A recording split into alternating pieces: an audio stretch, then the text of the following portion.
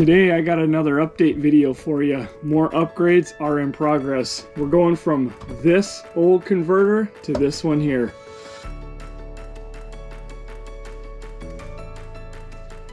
So this is our old converter here. I call this the battery cooker. This is what came with our unit. Best as I can tell, it is about either a 45 or a 50 amp. Not that that makes a whole lot of difference for our situation, but we're going up to a 60 amp here. And this one is rated to do AGM batteries and some other types as well. So it's not for lithium because we're not going lithium on this setup. But this is the one that was in the unit.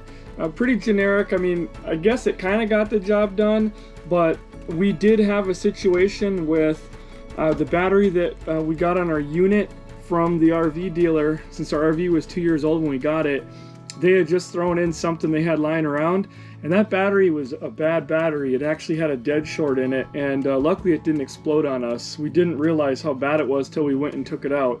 But it was having all kinds of problems, and this poor guy here was working like double overtime. And that was back in in 2019. We were still kind of new and trying to get things sorted out, so we didn't really know what was right from wrong.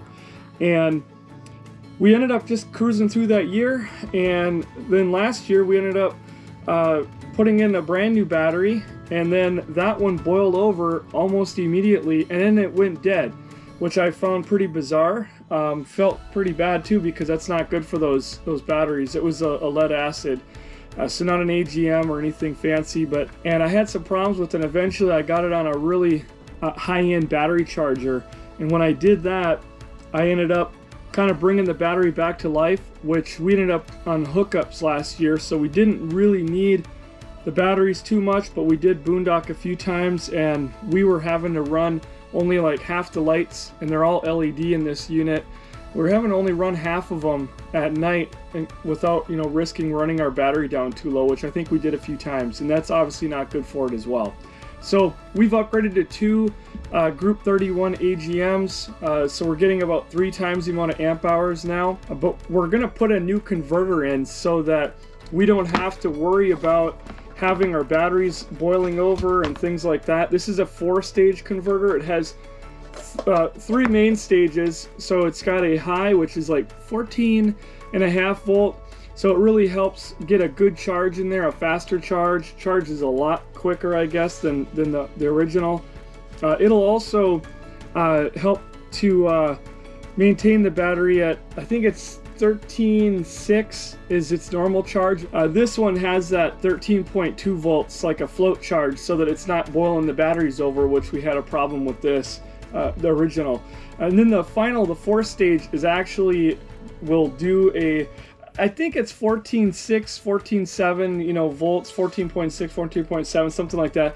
It'll actually put into the battery, it's a desulfate mode. I might be mispronouncing that, but it basically puts in a really good charge into the battery and helps to break up the sulfur that collects on those lead plates. And you can do your research on this and why that's important, but it really is part of an important maintenance procedure for keeping these batteries running their optimal. So we're going to go ahead and put this in. This is going to do a much better job. This thing will not only charge our batteries, but it'll actually help maintain the batteries, so very important.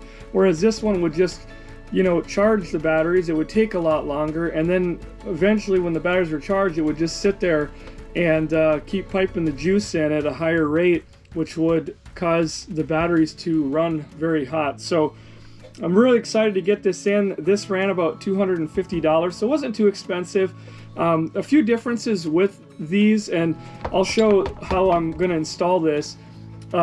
You'll have, usually hardwired, your original, a lot of times will be hardwired from the videos that I've seen out there on YouTube. Some people actually have a plug and an outlet, and those that don't, like myself, a lot of times will put an outlet in.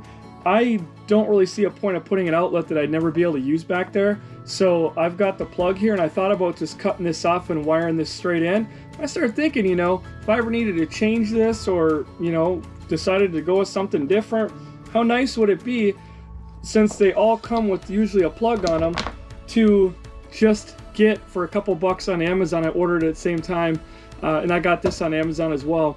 I just ordered a 6-foot cable, and I cut the end off, and what do you know, you got your three right there. So this is a 14 gauge, I believe, is what I ended up getting. Yeah, 14 gauge, and it's the same as what's on there. So it's gonna work perfect. And I'm gonna wire this in place so that behind the unit, stuffed back underneath the cabinet, I can just plug that in, shove the wire back there, and we're good to go. And that way, if I ever change my mind or want to change, somebody wants to put lithium and they want to get a lithium converter, it's just an easy swap there. So I've already got that ready to go. I ended up just getting some new wire at the RV place, and of course they did not have any black, so I just cut 2 chunks, and I'm upgrading from 8 gauge right here. I'm going to 6 gauge, which is what the whole rest of the system going back to the batteries is all 6 gauge, so I'm keeping everything 6. So a little upgrade there, and I just put some heat shrink on the end there, so that is my negative, and we've got our positive. And I've just gone ahead and soldered the ends just to keep them nice and solid. So we're gonna go ahead and get this thing thrown down in there. I'll show you how I'm gonna set mine up, and we'll see if it all works once we get the batteries up, which sadly I've got to wait a whole day for. That'll happen tomorrow.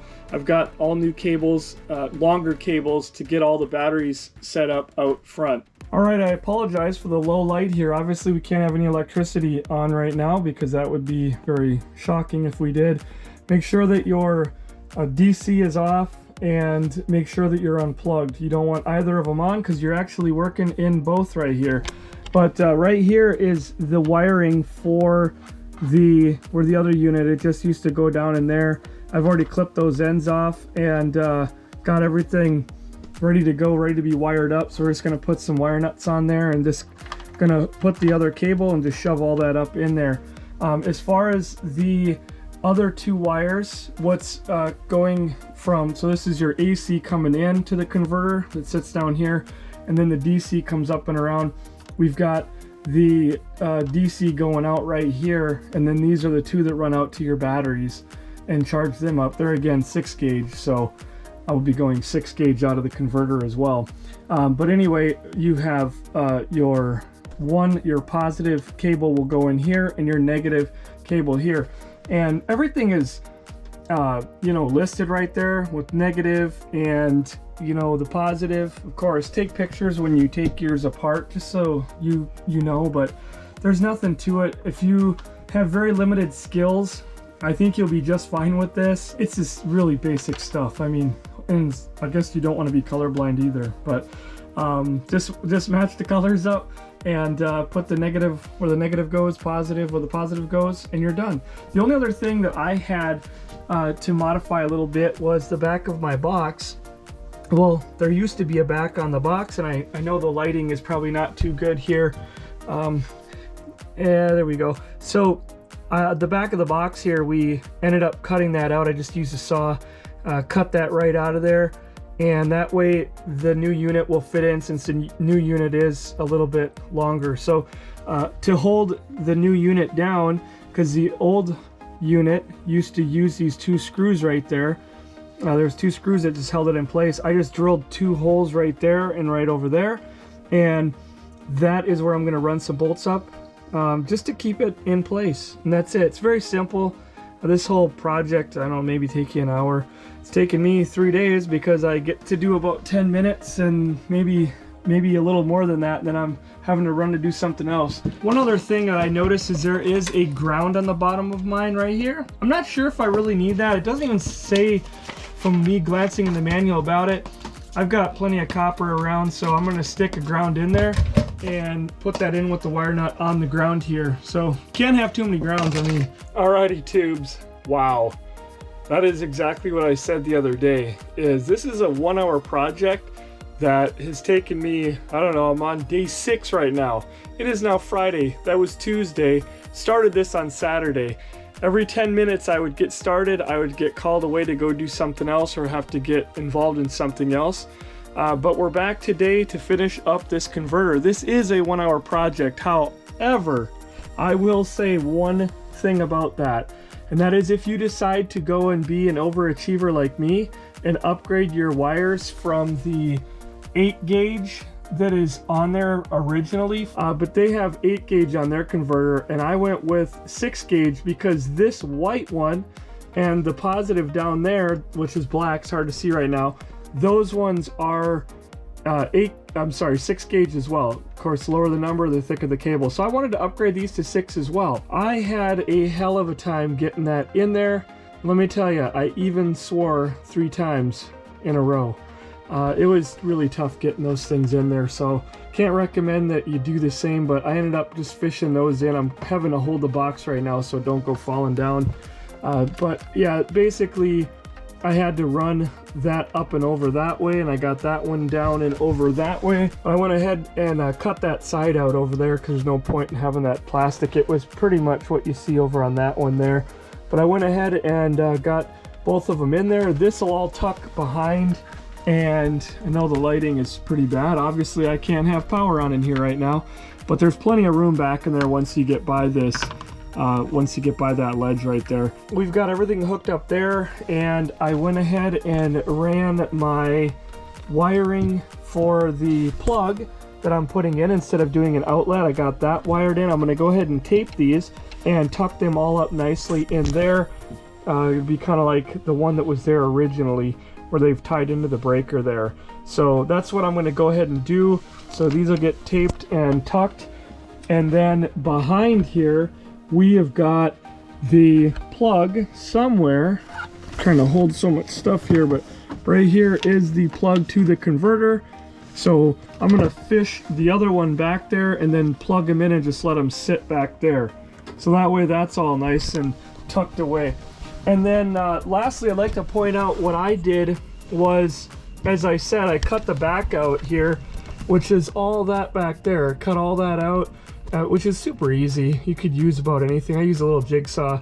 Cut that out because this converter is a lot bigger, and I just drilled 2 holes and ran 2 bolts from the underside there right up and in, and that way it's being held down, and so everything is nice and in place.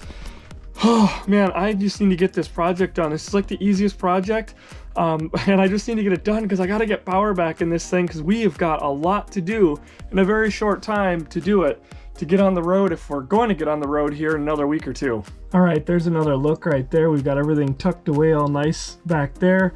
Like I said, I did hook up that ground wire that was down there. I don't know, it was there, and it was pretty easy to throw in there. I don't know if we needed it or not. I tried to read the book here, the manual. Honestly, it made me feel kind of sleepy, and I didn't really like the way the first chapter went. So everything else is in place, and we should be able to get the cover on. Aw, for frick's sakes, I knew I forgot something. This is a little dealio that it comes with, a little sticky back on it, and it has like a little foam cable. Plugs into the back side of the converter, which is meaning that I get to pull that thing out again, which is not a big deal, but I gotta plug that in, because what it does is basically tells you the status of the converter, if it's in boost mode, if it's in normal, or in storage mode, and you can actually hit a button here to override it, and then right above that wizard, like his little ball there, he's is it a ball or a crystal? I don't know, what do wizards have? But there's a little light right there that has a color to let you know what's going on. So I don't know where I'm going to put this yet. I'm thinking right down here, maybe, you know, pop a little hole in right there, run the cable up and through. Probably do something like that. Did the same kind of thing over here with the USB chargers that I put on, and that's also got a battery meter. It's a cheap thing, but it works pretty good. I actually did that a couple years ago and just ran the wires for that up and through. So I gotta go pull that out and get this thing plugged in. Well, there's the done deal right there. I put the little thingy down there that notifies you what's going on, and got that mounted up. It's all plugged in. So tomorrow I will finally be able to get the power back on in here. I'll be able to make sure everything's working, and I'll be able to get those batteries hooked up. And then I start with a whole bunch of more wiring projects to get a lot of USB chargers, to get our mobile must-haves PepWave bundle installed. And we've also got to get, there's just boxes of stuff sitting here that have just got to get put in. I can't even think of all of it. There's so much. So we got a lot of stuff that's got to get done. But anyway, I hope you guys and gals enjoyed this one. This is an easy project, like I said. It shouldn't take you no more than an hour, unless if you go ahead and try to upgrade your wiring like I did to a little bit thicker wire, which is not at all necessary. I just wanted to bring everything up to 6 gauge or down to 6 gauge, which is thicker. So that made it really hard to get that in there, but we got that done. Everything looks great, and if I ever have a problem on the road, I'll be able to just unplug this, unbolt these 2 bolts, and just take everything right out and swap this out. You know, when I upgrade stuff, I try to also think of how can I make this better if I have to fix this on the road. Because at home, you've always got the option of all the tools and all the things you need, and sometimes when you're on the road, you don't have that time and all the tools and the luxury of having everything right there at base. So, all right, here's my battery situation, the RV lockbox that we've got on here. And basically, I've got my breaker right there that I put on here 2 years ago. And so I'm going to be replacing both of these wires. These are the original on here. They are 6 gauge, so I'm actually going to be upgrading those to 4 gauge back here and putting something a little thicker on. So we basically got to run our positive, because in this case positive is black. I couldn't get a white and a black, so I just got black and red. So we're going to run a new one in here, and the same thing back there with the white one that goes to the frame. We're going to basically put a brand new wire on. So this box here was $300, and this is the bigger box, a 27-inch. So I have 2 AGM batteries in here, and these are size 31. So they're nearly 13 inches, and they fit in there pretty good. There's a little bit of room on both sides, and that should do pretty good. There is a rubber grommet and a hole down there where everything's going to come through. So I'm going to go ahead and run my wires up there, get everything snugged down, and we should be good to go. Okay, we got the wires run through the grommet down there, and I've got my straps in. Now they actually recommend that you use the Atwood straps that come with your plastic battery box. I would not do that. Those things are garbage and they rot out really quick. Not that they would have as much problem inside this box, but they do go outside when they go down underneath and up through. So I actually just got some pull straps. You can get these for a couple bucks on Amazon, and definitely a whole lot more durable. So again, the reason that I run a breaker switch like that is just so that I know I can cut power off to the trailer, especially when it's in storage. And I put it in this nice little box right here to keep everything watertight. Now I will have to go ahead and put some more silicone in there just to keep the bees and things out. I don't want any surprises when I go to open it. But everything's run through there, and I think I'm just gonna probably tie this stuff up behind here and put some wire ties, and just kind of, it'll all just kind of be tucked up there. So if you're wondering how this battery box mounts, obviously it's bigger than the original bracket, and it's pretty simple. They give you some screws, and basically they just go right through the frame, and they stick out a little bit underneath there, and not really causing any issues. Just want to make sure you don't hit your propane lines, obviously. So I'm going to go ahead and lift these big heavy batteries back up here, get these put in place, get those tied down, and then we'll go ahead and connect them here in just a minute. I want to also point out to make sure that you use those plastic stops that they give you, because that's what keeps your batteries off of the bolts that you run in the bottom. If you forget to put those down, then you will probably end up wearing a hole through your batteries. All right, so we got the wires run up here, and basically what you want to do when you're hooking up two 12 volts is you're going to have to do them in parallel. You don't want to do it the wrong way, or you'll end up with a 24 volt battery, which some motorhomes use, but not these things. So what you're going to want to do is bring your main positive up here and run to the positive on this side, and then you're going to have over here is where the one from the frame comes up and goes to the negative on this battery. And then we simply have a wire going from the negative of this one to the negative of this one, and then another one going from positive of this one to the positive of this one. And that's all ready to be tightened down. I haven't put the nuts on there yet, so I'm going to go ahead and do that, and we'll trim up these straps. But got everything on here tight. The straps are working pretty good. They hold everything in place pretty good, so the batteries aren't flopping around in here for hitting some bumps. But if everything is right, we won't have any explosions or anything. So let's kick the breaker. All right, I don't have sparks flying, and we'll see if, ooh, oh man, after a whole week, it's nice to have some power in here. So that part's done. So time to get the nuts on here, and I'm gonna go ahead and use, just because I have a little bit of OCD, I'm just gonna grab a couple of washers and throw on there just to kind of hold everything down nice. All right, so I'm just gonna give myself a little bit extra because I'll just tuck it down there, but we don't need like the extra, I don't know, 10 feet that are here. So just gonna go ahead and give that a cut right there. And then you want to make sure you burn it. This is the only time it's appropriate to have your camper on fire. All right, and that is that. I should tuck down there real nice. It's not hot or anything, so I'm just gonna send the extra. You just want to leave yourself a little bit extra though, so you got something to pull on if you ever take the battery out. You don't want to cut it too short or you'll have a hard time getting it tight. So that's on, all those are down. I went ahead and made sure that these were going around the lugs here because you do not want these things to be on the other side and touching. Common sense is key. It's pretty simple stuff though, anybody can do this. And I'm not so sure I'm liking where this one is right here.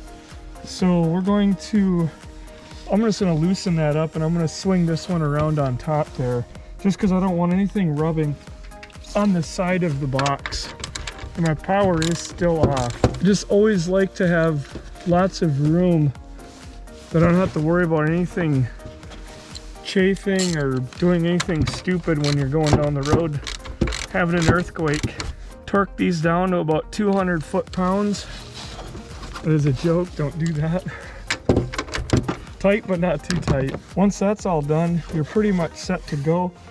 And then the last part is to fit on that box. Now ours is right up against this thing tight. I did that just because I wanted to make sure that I had enough room with the weight distribution, which we've got the equalizer going on here. So I just wanted to get this box back and out of the way as much as I could. So I kind of have to just hold the side of the trailer there because it does rub a little bit. And then that thing goes on and you've got a good lock that goes on there, and nobody's gonna end up messing around with your battery. So that was an expensive upgrade. And if you're wondering why we didn't go with lithium ion, we would have loved to, but we're only planning on keeping this trailer for a couple more months till we get our fifth wheel. My wife's giving me a good look right now.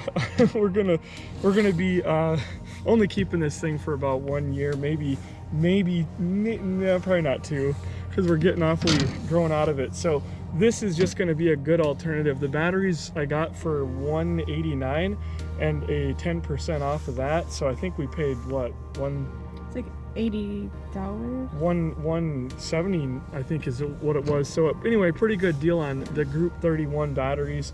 And then we ended up, like I said, $300 for the box, which it's a little pricey. I don't really like to have to spend that much for something like this, but I mean, I really didn't want to come back to our camper while we're out on the road and find our batteries gone, because usually what they'll do is they'll cut the straps and they cut the cables. They don't take the time to gently unscrew them and just take your batteries. So then you end up having to replace cables, and it's just a big mess. And when you're putting in our case, it was still pretty cheap, but $400 worth of batteries, you know, that's a lot right there in the box. If you had lithium, there'd be $2,000 of lithium sitting in there. So thankfully with the fifth wheel, one day we won't have to worry about this because they'll be inside of a compartment or wherever they're tucked in. But for this setup, this is going to work pretty good.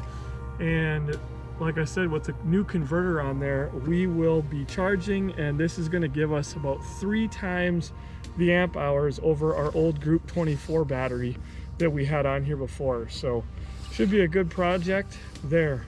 Oh man, it feels so good to have that project done right before sunset. Just skating to get that done. So I went ahead and got a couple of the lights on here, but everything is tucked away, plugged in. So I'm gonna head inside and check it out and see how the converter is looking. I gotta go plug it in though first, the RV that is. We're gonna see if I don't know if the lights are any brighter or not, but in my mind they are. Let's go ahead and see what we got going on here. I haven't plugged it in yet. I just wanted to check out make sure we didn't have smoke rolling out of here. So it's flashing. Flashing means it's in normal mode. Huh, okay. So these are brand new batteries. Like I said, I'm assuming they've got a good charge on them, but I'm gonna go ahead and plug it in and we'll see what happens. Okay, hopefully there's no smoke coming out again. We are plugged in and it says it's in normal mode. I don't have anything running. I'm gonna see what the boost does, but no fan or nothing. I imagine that's got to get warmed up. Obviously, safety tip here, don't touch anything when you got your panel cover off. So I'm going to be putting ours on here in a second. So that's why I don't have the kids in here. Completely forgot about my little handy dandy deal over here that I put in 2 years ago, but it says 14.4, which is pretty awesome because we could only ever hit 13.6 on this old fart here. So it's still sitting there in solid mode and I can't like do anything with that. I've seen it flash a couple times. So it's definitely charging. There is no fan. I mean, I'm not expecting it to be on. It thermostatically controlled, I'm sure. These don't really feel too warm at all. I mean, it is pretty cold out. I think it's like in the 30s right now. So I'm gonna go outside and unplug it and then we'll see what we get. Did not think I'd have time to test all this tonight. So we're sitting at 12.9. So those are fully charged batteries because we should be getting 12.6. Yeah, it's dropping down to 12.8. And I've got like fan and a few things on in here. Yeah, it's dropping 12.7, 12.8. Just a little FYI also, a little tip. So 12.6 volts is what you should get when your batteries are fully charged.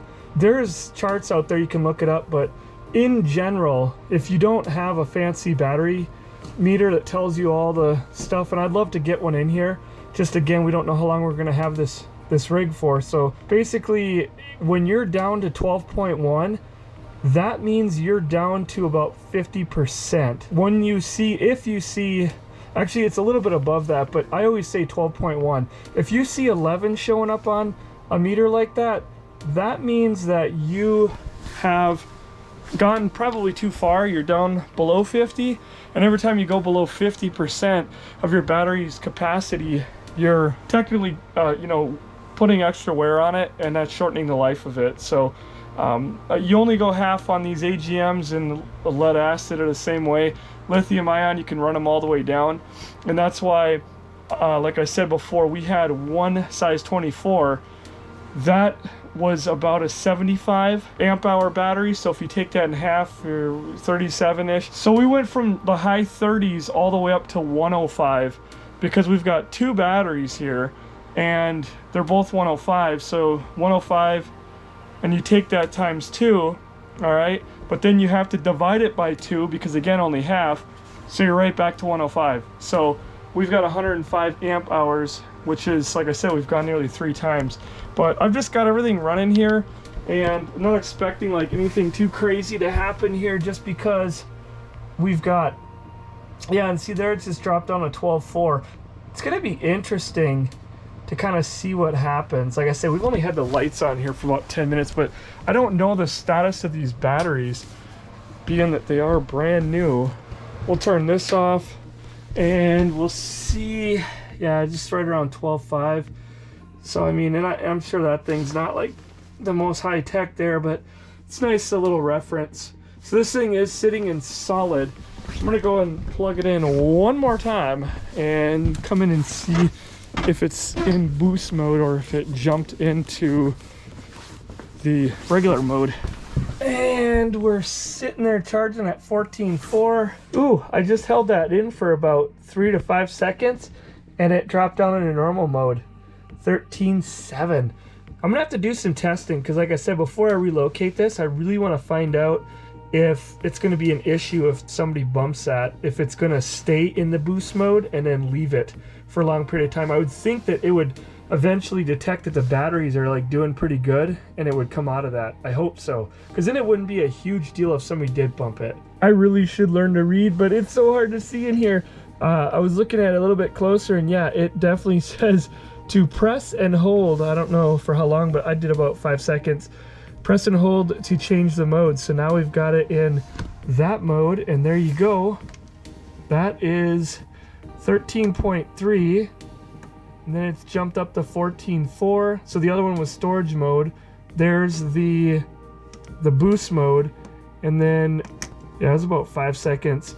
Now it's dropped to 13.7, and it's in the normal mode, and then it goes back to boost when you push it. I held it for maybe a little while longer. I don't know, I can't get it to go into the other mode now, so I really held it for like 10 seconds, and then it dropped into that storage mode. In storage mode, it'll actually sit at 13.3, or I think it says 13.2 in the book, but then what it'll end up doing is every 30 hours or so that it's in storage mode, it'll give it a 15-minute boost mode just to help break up the sulfate on the plates. So that's why it's a battery maintainer. We're just gonna have to take it out and start using it. I know we're gonna be good to go. So that's gonna wrap another project up, but don't worry, we've got plenty more where those came from. I want to thank everybody for watching this video. Make sure that you comment, like, and subscribe down below. Let us know what you think. Let us know if you've got questions or your experiences with upgrading your batteries and converter. So we're gunning to go, and until next time, take care. Well, hello everybody. I hope you enjoyed that video. I did want to drop a little update here in the future. We're now in February of 2022, and we've had this system up and going now flawlessly for 10 months since April of last year. In those cold Wisconsin April days, now we're in some much warmer weather, but we have had no problems with this in a year. Since that video was recorded, I haven't had to touch anything, I haven't had to do anything, and I'll tell you, this has been one of the best upgrades we have done on this rig. It has bailed us out so many times, specifically last year on the trip that we rolled out and did, and a couple times this past winter in some of the cooler climates in the south we were in Alabama. We were in situations where we didn't have electricity, we were boondocking.